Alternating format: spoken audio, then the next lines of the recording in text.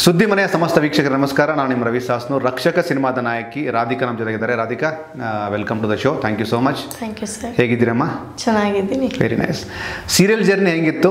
Serial journey ತುಂಬ ಚೆನ್ನಾಗಿತ್ತು. Okay, ಎಷ್ಟು ಸೀರಿಯಲ್ ಮಾಡಿದ್ರೆ ಅದ್ರ ಬಗ್ಗೆ ಒಂದಷ್ಟು ಅಪ್ಡೇಟ್ ಕೊಡಿ.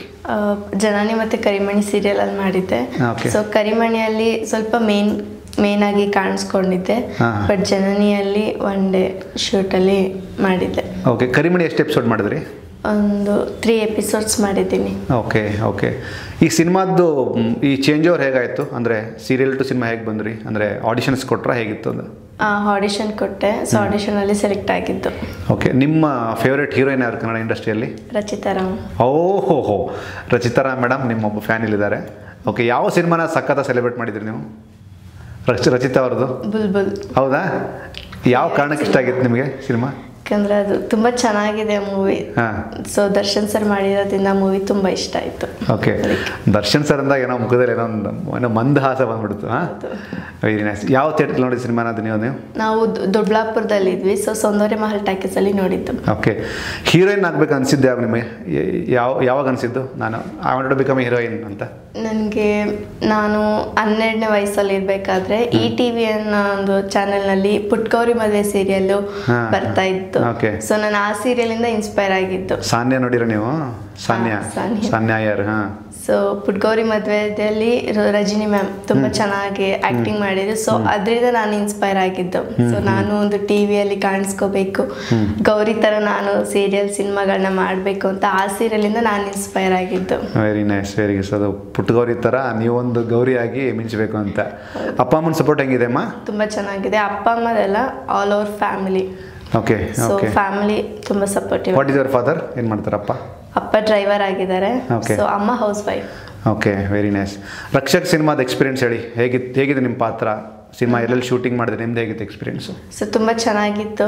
ಸೊ ಆಲ್ ಆರ್ಟಿಸ್ಟ್ ತುಂಬ ಚೆನ್ನಾಗಿ ಕೋಆಪ್ರೇಟ್ ಮಾಡಿದ್ರು. ಸೊ ಟೀಮ್ ಮೆಂಬರ್ಸ್ ಆಗಿ ವರ್ಕ್ ಮಾಡಿದ್ದೀವಿ. ತುಂಬ ಚೆನ್ನಾಗಿತ್ತು. Very nice. ಸಿನಿಮಾದ ಹೀರೋ ಆಲ್ರೆಡಿ ಒಂದು ಸಿನಿಮಾ ಮಾಡಿದ್ರು, ಇದು 2ನೇ ಸಿನಿಮಾ ಅವರಿಗೆ.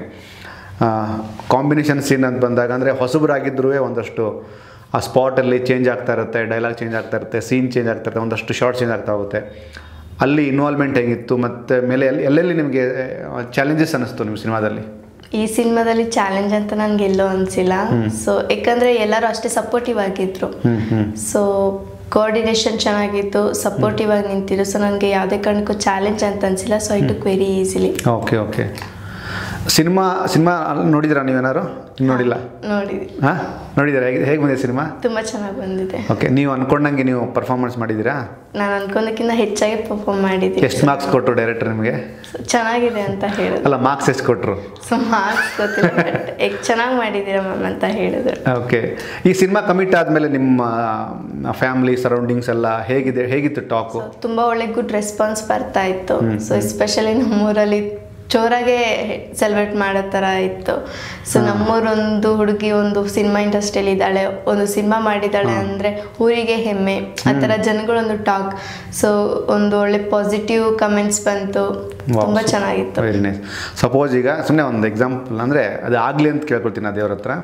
ರಚಿತಾ ರಾಮ್ ಅವರು ನಿಮ್ಮ ಸಿನಿಮಾದ ಒಂದಷ್ಟು ಕಂಟೆಂಟ್ ನೋಡಿದರು, ಅವ್ರಿಗೆ ಇಷ್ಟ ಆಯಿತು, ನಿಮ್ಮ ಪಾತ್ರ ಇಷ್ಟ ಆಯಿತು, ನಿಮ್ಗೊಂದು ಫೋನ್ ಮಾಡಿ ಅವ್ರು ವಿಶ್ ಮಾಡಿದರು ಅಂತ ಅಂದ್ಕೊಳ್ಳಿ. ನಿಮಗೆ ವಾವ್ ಫ್ಯಾಕ್ಟರ್ ಹೇಗೆ ಫೀಲ್ ಆಗುತ್ತೆ ಅವಾಗೆಲ್ಲ? ಒಂಥರ ಬ್ಲೆಸ್ಡ್ ಅಂತ ಅನಿಸುತ್ತೆ. ಸೀರಿಯಸ್ಲಿ ಮ್ಯಾಮ್ ಅಂದರೆ ನಂಗೆ ತುಂಬ ಇಷ್ಟ, ರಚಿತಾ ರಾಮ್ ಮ್ಯಾಮ್. ಬಟ್ ಇಲ್ಲಿವರೆಗೂ ನೋಡಿಲ್ಲ ಅವ್ರನ್ನ. ಬಟ್ ನಾನು ನನ್ನ ಸಿನಿಮಾ ಇಂಡಸ್ಟ್ರಿ ಅದಕ್ಕಿಂತ ಮುಂಚೆನೇ ಸೊ ನನಗೆ ರಚಿತಾ ರಾಮ್ ಅಂದರೆ ತುಂಬ ಇಷ್ಟ. ಅವ್ರ ಆ್ಯಕ್ಟಿಂಗು ತುಂಬ ಇಷ್ಟ ಅವರಂದರೆ. ಸೊ ಅವರು ನನಗೆ ಒಂದು ಕಾಲ್ ಮಾಡೋದು ಇಟ್ಸ್ ವೆರಿ ಬ್ಲೆಸ್ಡ್ ಅಂತಲೇ ಹೇಳ್ಬೋದು ನನಗೆ. Are you getting emotion? Okay, ಮೇಲಾಗಿ ತುಂಬ ಸ್ಟ್ರಗಲ್ ಮಾಡೋದಂಥ ಹೆಣ್ಮಗಳು, ಮೇಲಾಗಿ ತುಂಬ ಒಳ್ಳೊಳ್ಳೆ ಸಿನಿಮಾಗಳನ್ನು ಮಾಡ್ಕೊಂಬಂದಂಥವ್ರು ರಚಿತಾ ರಾಮ್ ಅವರು. ನಾವು ತುಂಬ ಪ್ರೌಡಾಗಿ ಅದನ್ನು ಹೇಳಬೇಕು. ಕನ್ನಡದ ಒಂದಷ್ಟು ಸಿನಿಮಾಗಳ ಬಗ್ಗೆ ಮಾತಾಡೋದಾದರೆ ನಿಮಗೆ ಯಾವ ಸಿನಿಮಾ ತುಂಬ ಮನಸ್ಸಿಗೆ ಹತ್ತಿರ ಆಗಿತ್ತು? ಅಂದರೆ ಕನೆಕ್ಟಿವಿಟಿ ಫ್ಯಾಕ್ಟ್ರ್ ಅಂದರೆ ರಕ್ಷಕ ಬಿಡಿ, ಸ್ವಲ್ಪ ಹೊತ್ತು ರಕ್ಷಕ ಬಿಟ್ಟು ನಾನು ಕೇಳ್ತಿರೋದು. ಯಾವ ಸಿನಿಮಾ ನಂಗೆ ತುಂಬ ಇಷ್ಟ ಆಗಿತ್ತು?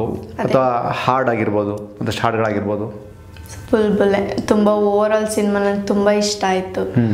ಸೊ ಸಾಂಗ್ಸ್ ಕೂಡ ಅಷ್ಟೇ ತುಂಬ ಚೆನ್ನಾಗಿದೆ ಎಲ್ಲ ಸಾಂಗ್ಗಳು. ಅದರಲ್ಲೂ ಬುಲ್ಬುಲ್ ಮಾತಾಡೋಕ್ಕಿಲ್ವ ಒಂದು ಫೇವ್ರೆಟ್ ಸಾಂಗ್ ಅಂತ. ಅದು ಹಾಡ್ತೀರಾ? ನೀವು ಹಾಡ್ತೀರಾ? ಆ ಸಾಂಗ್ ಬರಲ್ಲ. ಒಂದು ಲೈನ್ ಹಾಡ್ತೀರಾ? ಹಾಡಿ ನೋಡೋಣ. ರಚಿತಾರಾಮ್ ಅವರು ಸರ್ ಹಾಡಿ, ಒನ್ಲೈನ್ ಹಾಡಿ, ನೋ ಪ್ರಾಬ್ಲಮ್, ಪ್ರೀತಿಯಿಂದ ಹಾಡಿ. ಅಣ್ಣ ಬೇಜಾನ್ ಇಂಟೆಲಿಜೆಂಟು ತಗೊಳ್ಳೋದಿಲ್ವೇನೋ, ಜ್ಞಾನಪೀಠ ವೈಟಿಂಗ್ ಅಂತೆ ತಗೊಳ್ಳೋದಿಲ್ವೇನೋ. ಓಕೆ, ದರ್ಶನ್ ಸರ್ ಡೈಲಾಗ್ ಇಡು, ಏ ಬುಲ್ ಬುಲ್ ಮಾತಾಡೋಕ್ಕಿಲ್ವಾ ಅಂತ. ಏ ಬುಲ್ಬುಲ್ ಮಾತಾಡೋಕ್ಕಿಲ್ವಾ. ಏ ಸೂಪರ್. ಯೂಶಲಿ ಅಂದರೆ ಹೊಸಬರು ಅಂತಂದಾಗ ಅದು ರಾಧಿಕಾ ಅಂತಂತಲ್ಲ, ಅದು ರಾಜವಂಶಿನೇ ಆಗಲಿ ಅಥವಾ ನಿಮ್ಮ ಸಿನಿಮಾದ ಎಡಿಟರ್ ವಿಜಯ್ ಆಗಲಿ, ಅಂದರೆ ಹೊಸಬರು ಅಂತ ಬಂದಾಗ ಯಾವಾಗ ನೀವೆಲ್ಲರೂ ನಿಮ್ಮ ಮುಂದೆ ಕಾಣುವಂತಹ ಒಬ್ಬ ನಟನ ಸಕ್ಸಸ್ಸನ್ನು, ಒಬ್ಬ ಟೆಕ್ನಿಷಿಯನ್ ಸಕ್ಸಸ್ಸನ್ನು ನೀವು ಯಾವಾಗ ಸೆಲೆಬ್ರೇಟ್ ಮಾಡ್ತಿರಲ್ಲ, ಆವಾಗ ನಿಮಗೆ ಎನರ್ಜಿ ಬರುತ್ತೆ.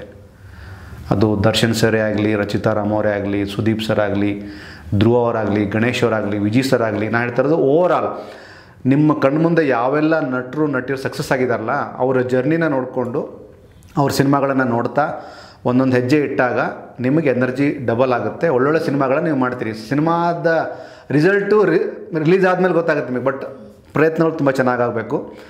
ಸೆಪ್ಟೆಂಬರ್ 12ಕ್ಕೆ ನಿಮ್ಮ ಸಿನಿಮಾ ರಿಲೀಸ್ ಆಗ್ತಿದೆ. ನಿಮ್ಮ ಮೈಂಡಲ್ಲಿ ಏನು ನೋಡ್ತಾ ಇದೆ? ಎಲ್ಲರೂ ಸಿನಿಮಾ ನೋಡಬೇಕು ಅನ್ನೋದು ನನ್ನ ಆಸೆ. ಸೊ ಹೊಸ ಸಿನಿಮಾಗಳು ಬರ್ತಾ ಇರುತ್ತೆ, ಹೊಸ ಕಲಾವಿದರಿಗೆ ಅವಕಾಶ ಕೊಡಬೇಕು, ಹೊಸ ಕಲಾವಿದರನ್ನ ಬೆಳೆಸ್ಬೇಕು.